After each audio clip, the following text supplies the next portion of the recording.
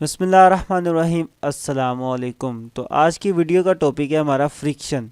हम सीखेंगे फ्रिक्शन किसे कहते हैं और फिर ये भी देखेंगे कि फ्रिक्शन क्यों चलती हुई बॉडीज़ की मोशन को रोकती है। वाई फ्रिक्शन अपोजिंग मोशन, के जो फ्रिक्शन है वो मोशन की मुखालफत क्यों करती है, इसको भी अंडरस्टैंड करेंगे। उसके बाद हम देखेंगे फोर्स ऑफ लिमिटिंग फ्रिक्शन, के लिमिटिंग फ्रिक्शन किसे कहते हैं, इसको भी अंडरस्टैंड करेंगे। उसके साथ ही साथ ये आपका चैप्टर नंबर 3 या 9th क्लास का, इसकी जो प्लेलिस्ट है उसका लिंक डिस्क्रिप्शन में मौजूद है। अगर आप अपने बाकी चैप्टर्स न्यूमेरिकल्स और मैथ की प्लेलिस्ट लेना चाहते हैं तो उसका तरीक़ेकार मैं वीडियो के लास्ट पर सारा बता दूंगा। और पेपर में कैसे कैसे क्वेश्चंस आते हैं इस टॉपिक में से वो भी डिस्कस करेंगे, और आपने इस टॉपिक का आंसर कैसे देना है, कैसे लिखनी है, हाइडिंग वगैरह, वो आप जैसे जैसे मैं लिख रहा हूँ उसको गौर से देखिएगा, आपको उसकी भी समझ आ जाएगी। अब स्टार्ट करते हैं अपने टॉपिक को। फ्रिक्शन क्या चीज़ है, सबसे पहले ये देखते हैं। तो अगर इसकी डेफिनेशन देखी जाए तो लिखा हुआ है the force that opposes the motion of moving objects is called friction, कि वो फोर्स जो हरकत करते हुए जिसाम की मोशन को रोके, उसी फोर्स को हम कहते हैं फ्रिक्शन। मिसाल के तौर पर अगर मेरे पास कोई मेरी बॉल है और ये ग्राउंड पर जा रही है, सीधा मूव कर रही है, तो आप देखते हैं थोड़ी देर बाद क्या हो जाती है, बॉल रुक जाती है। ये क्यों रुकती है? क्योंकि हमारा जो ग्राउंड है, जो ज़मीन है, वो इस बॉल के ऊपर फोर्स लगाता है और इसको आगे जाने से रोकता है। ये जो फोर्स है जो उसको आगे जाने से रोक रही है, इसी फोर्स को हम कहते हैं फ्रिक्शन। तो यहाँ से एक बात जहन में रखना कि फ्रिक्शन बेसिकली क्या है, मेरी फोर्स ही है। फ्रिक्शन क्या है, मेरे पास बेसिकली फोर्स ही है, लेकिन इस फोर्स का काम डिफरेंट है। इसका क्या काम है कि चलती हुई बॉडीज़ की मोशन को रोकना है इसने, ठीक है। तो मोशन को रोकने के लिए ये फोर्स इस्तेमाल होती है, तो इसलिए हम इस फोर्स का नाम रख देते हैं फ्रिक्शन। तो अगर फोर्स का यूनिट न्यूटन है तो फ्रिक्शन का यूनिट भी क्या होगा, न्यूटन ही होगा। तो ये बात ध्यान में रखना कि फ्रिक्शन का यूनिट क्या होता है, न्यूटन होता है। तो ये भी फोर्स ही ना, तो इसलिए फोर्स का यूनिट न्यूटन है, तो फ्रिक्शन का भी क्या होगा, न्यूटन ही होगा। अब ये जो फ्रिक्शन है ये डिफरेंट चीज़ों पर डिपेंड करती है। कुछ काम अगर आप करते हो तो फ्रिक्शन इंक्रीज भी हो सकती है। तो हम देखते हैं कि फ्रिक्शन किन किन चीज़ों पर डिपेंड करती है। तो वो दो चीज़ें हैं। नंबर 1 कि nature of to surfaces in contact, के जो दो सरफेसेस है और आपस में वो जो जिस पॉइंट्स पर जुड़ी हुई हैं उसकी सरफेस पे डिपेंड करता है, उसकी नेचर पे डिपेंड करता है। जैसा कि अगर मेरे पास दो ब्लॉक्स हैं, एक ये ब्लॉक है और एक मेरे पास ये ब्लॉक है, तो अगर तो दोनों ब्लॉक्स की जो सरफेस बहुत ही प्लेन है, बहुत ही सीधी सीधी, मतलब कि खुरदरी नहीं है, इन दोनों की सरफेस बहुत प्लेन है, सीधी है, मुलायम है, तो क्या होगा, इन दोनों के दरमियान फ्रिक्शन कम होगी। और अगर इन दोनों की सरफेस रफ है, ठीक है, उसके ऊपर मतलब खुरदरी सी या रफ है, तो फिर क्या होगा, इनकी फ्रिक्शन इंक्रीज हो जाएगी। तो ये डिपेंड करता है दोनों की सरफेस नेचर के ऊपर। और अगर आप इन दोनों को ऊपर से प्रेस करें, ठीक है, तो अगर मैं ज़ोर से इन दोनों को दबाऊंगा तो फिर भी क्या हो जाएगी, इनकी फ्रिक्शन ज़्यादा हो जाएगी। तो यही दो चीज़ें हैं जिनके ऊपर फ्रिक्शन डिपेंड करती है। Nature of to surfaces in contact, के दोनों सरफेसेस की नेचर पर, और दूसरा the pressing force between them, कि इन दोनों के दरमियान जो प्रेसिंग फोर्स है उसके ऊपर भी डिपेंड करती है फ्रिक्शन। अगर मैं फोर्स इंक्रीज़ करूँगा, फ्रिक्शन भी क्या हो जाएगी, इंक्रीज़ हो जाएगी।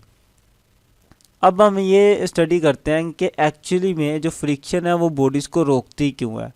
वाई फ्रिक्शन अपोजिस मोशन, कि जो फ्रिक्शन है वो बॉडीज़ की मोशन को रोकती क्यों है, क्या वजह है जो फ्रिक्शन उनको रोकती है। तो अगर आप किसी सरफेस को देखो गौर से, देखने में तो आपको लगता है कि वो दोनों सरफेसेस क्या हैं, बड़ी प्लेन है, सीधी है, और उनकी सरफेसेस के दरमियान किसी किस्म की कोई ऐसी चीज़ नहीं है जिसकी वजह से फ्रिक्शन पैदा हो। लेकिन जब आप उन सरफेसेस को माइक्रोस्कोपिक लेवल पर थोड़ा बड़ा करके देखते हैं तो फिर आपको ये चीज़ नज़र आती है कि वो दो सरफेसेस जो हमें हमवार नज़र आ रही थी, एक्चुअली में वो हमवार है नहीं, ठीक है। अगर आप इनको बड़ा करके देखें इन सरफेसेस को, तो आपको नज़र आएगा कि ये क्या हमवार होती नहीं है, टेढ़ी मेढ़ी होती हैं, जैसा कि आप देख सकते हो। तो जिन पॉइंट्स पर ये दोनों सरफेसेस एक दूसरे के साथ टच कर रही होती है, जिन पॉइंट्स पर ये दोनों सरफेसेस एक दूसरे के अंदर धंसी होती हैं, टच कर रही होती है, मिल रही होती है, उन पॉइंट्स को हम कहते हैं कूल्ड वेल्ड। ठीक है, इनको हम कहते हैं कूल्ड वेल्ड। तो एक्चुअली में ये जो कूल्ड वेल्ड है ना, इनकी वजह से क्या होती है, जो फ्रिक्शन है ये बॉडीज़ को आगे जाने से रोकती हैं, इन कूल्ड वेल्ड की वजह से। तो कोल्ड वेल्ड क्या है, वो पॉइंट्स हैं जिन पर दोनों सर्फेसिस एक दूसरे के साथ क्या करती है, मिलती हैं, तो उन्हें हम कहते हैं कोल्ड वेल्ड। अब नेक्स्ट बात करते हैं कि जो लिमिटिंग फ्रिक्शन है हमारी, एक्चुअली में वो क्या चीज़ है। ठीक है, कि फोर्स ऑफ लिमिटिंग फ्रिक्शन क्या चीज़ है, इसको अब आपने अच्छे से अंडरस्टैंड करना है। तो अगर जैसा कि दो सर्फेसिस आपके सामने हैं, फ़र्ज़ कर लें मेरे पास एक ब्लॉक ये है और एक ये है, तो क्या हो रहा है, इस ब्लॉक का जो वज़न है वो नीचे की तरफ है, इसका वज़न नीचे की तरफ हो जाएगा। अब वज़न नीचे की तरफ है, जैसा कि हर एक्शन का एक रिएक्शन होता है, तो वज़न नीचे की तरफ हो गया तो वज़न का कोई ना कोई रिएक्शन भी होगा ऊपर की तरफ, तो ये ब्लॉक क्या करेगा, कोई ना कोई रिएक्शन ऊपर की तरफ पैदा करेगा, जो कि दोनों क्या होंगे, बराबर होंगे। अब जितना ज़्यादा मेरा वज़न होगा उतना ही ज़्यादा रिएक्शन होगा, और मतलब वज़न ज़्यादा करूँगा तो दोनों सर्फेसिस जो है वो एक दूसरे के साथ ज़्यादा ज़ोर से जुड़ जाएंगी, और इनके दरमियान फ्रिक्शन भी क्या हो जाएगी, ज़्यादा हो जाएगी। ये जो फ्रिक्शन है ना इनके दरमियान, इसको हम कहते हैं स्टैटिक फ्रिक्शन। स्टैटिक फ्रिक्शन का वर्ड इसलिए यूज़ करते हैं क्योंकि अभी दोनों सरफेस स्टैटिक हालत में है, हरकत नहीं कर रही, तो इसलिए ये इनके दरमियान जो फ्रिक्शन होगी उससे हम क्या कहेंगे, स्टैटिक फ्रिक्शन कहेंगे। अब ये जो स्टैटिक फ्रिक्शन है ये ज़्यादा कैसे होती है, सिंपल है, अगर मैं ऊपर वज़न रख दूँ, मैं एक और ब्लॉक इसके ऊपर ला के रख दूँ, तो मेरे पास क्या हो जाएगा, मेरी स्टैटिक फ्रिक्शन इंक्रीज़ हो जाएगी। अगर मैं एक और ब्लॉक रख दूँ तो मेरा वज़न इंक्रीज़ होगा। जब जैसे ही मैंने वज़न इंक्रीज़ किया तो वज़न इंक्रीज़ होने से क्या होता है, फिर नॉर्मल रिएक्शन भी इंक्रीज़ हो जाएगा। हर एक्शन का रिएक्शन होता है जो मिकदार में बराबर है, तो अगर मेरा वज़न वाला एक्शन ज़्यादा हो रहा है तो मेरा ये नॉर्मल रिएक्शन वाला भी नॉर्मल रिएक्शन भी क्या होगा, ये भी ज़्यादा होगा। तो अल्टीमेट क्या होगा, मेरी जो स्टैटिक फ्रिक्शन है ये वाली दोनों सरफेस के दरमियान, ये ज़्यादा हो जाएगी। अब इसके ज़्यादा होने से क्या होता है, अब जब ये फ्रिक्शन ज़्यादा हो जाएगी तो मुझे इस ब्लॉक को मूव करना भी मुश्किल हो जाएगा। मैं अगर इस ब्लॉक के ऊपर फोर्स लगाता हूँ इसको आगे की तरफ मूव करने के लिए, तो मुझे फोर्स ज़्यादा लगाना पड़ेगी। तो वही बात कि मेरा जितना ज़्यादा होगा नॉर्मल रिएक्शन, मुझे भी उतनी ही ज़्यादा फोर्स लगाना पड़ेगी। तो जितनी भी फोर्स मुझे लगानी पड़ेगी इसको मूव करने के लिए, जितनी भी मुझे मैक्सिमम फोर्स लगाना पड़ेगी इस ब्लॉक को आगे की तरफ मूव करने के लिए, वही फोर्स मेरी क्या कहलाती है, लिमिटिंग फ्रिक्शन कहलाती है। ठीक है, कि वो फोर्स, वो मेरी फोर्स जो मुझे इस ब्लॉक को मूव करवाने के लिए चाहिए आगे, ठीक है, उसी फोर्स को हम कहते हैं लिमिटिंग फ्रिक्शन। या फिर आप इस तरीके से भी कह सकते हो कि वो फोर्स जो इस स्टैटिक फ्रिक्शन को ख़त्म करके इस ब्लॉक को आगे की तरफ लेकर जाने के लिए चाहिए होती है, उसे हम कहते हैं अपनी लिमिटिंग फ्रिक्शन।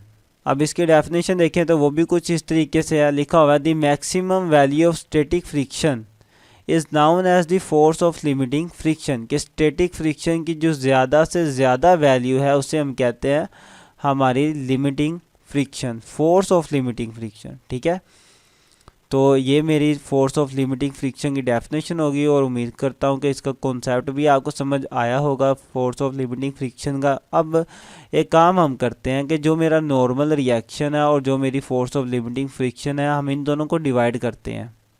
तो हम करते ये हैं कि अपनी जो फोर्स ऑफ लिमिटिंग फ्रिक्शन है इसको करते हैं डिवाइड नॉर्मल रिएक्शन पर। जब हम इनको डिवाइड करते हैं तो हमारे पास एक कांस्टेंट वैल्यू आती है जिसे हम कहते हैं कोएफिशिएंट ऑफ फ्रिक्शन। ठीक है, इसे हम क्या कहते हैं, coefficient of friction, coefficient of friction. अब यहाँ पर आप देख सकते हैं कि आर क्या हो रहा है, डिवाइड हो रहा है, इस साइड पे आके क्या हो जाएगा, मल्टीप्लाई हो जाएगा। तो हम कर देते हैं, यहाँ पे मेरे पास रह जाएगा F S is equal to R, इधर डिवाइड था उधर जाके क्या हो जाएगा, मल्टीप्लाई। तो आर मल्टीप्लाई होगा मेरा किसके साथ, कोएफिशिएंट ऑफ फ्रिक्शन के साथ।